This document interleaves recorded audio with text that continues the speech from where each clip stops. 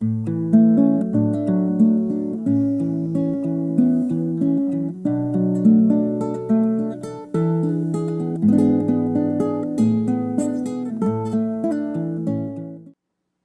we talk about prayer, often the very first thing that comes to mind are the prayers we memorized as children. Sometimes blessings before a meal or prayers before bed. They will come to mind immediately, but that's not the only form of prayer. Sometimes we outgrow those and we need other forms of prayer. There are plenty of prayer books that you can go to, and these written prayers help form our own prayer life. In a way, these ancient prayers help teach us how to pray in modern times. But prayer really is not simply something we do. Prayer is a relationship. It's a relationship with God, being aware of God's presence, who is always with us, taking time to focus on God's presence in an active way, in a listening way, in the way we might sit with a very close friend.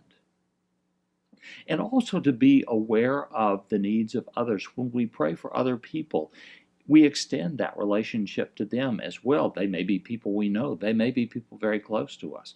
They may be people we've never met, situations that we've never encountered, disasters in other parts of the world. No matter what, we've come into relationship with those persons and those events, and at the same time come into relationship with God.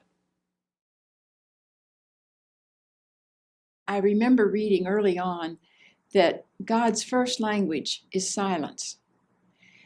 And when I began to realize that, I began to listen to God in silence. Then as I began to practice it more daily, I found that greater depth came and greater understanding, clarity, priorities began to come into place. So I didn't have to do everything. I didn't have to be everywhere. I didn't have to take all of these things that I thought were important. I just had to give them to God and sit there and receive from Him the joy, the peace, and then the direction in which to take my next step.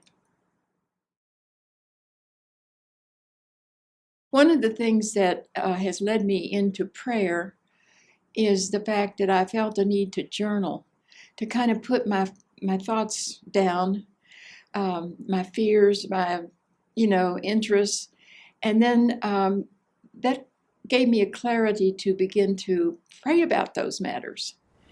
This week I have 3 suggested prayer practices. The first is to go on your own prayer retreat. Now, I'm not asking you to go into the middle of the forest or to a monastery.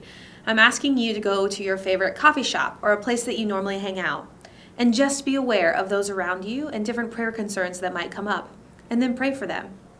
The second is the prayer of the examen, made popular by Ignatius, one of our founding fathers in the church. He wanted you to ask the question each night, what gave me the most love and the most life in my day? And then what gave me the least amount of life and love in my day? Where did you see God the most? Where did you experience the least amount of God? Could have been something that you said, something that was said to you. But either way, it creates this awareness of the places and spaces that we recognize God in our lives.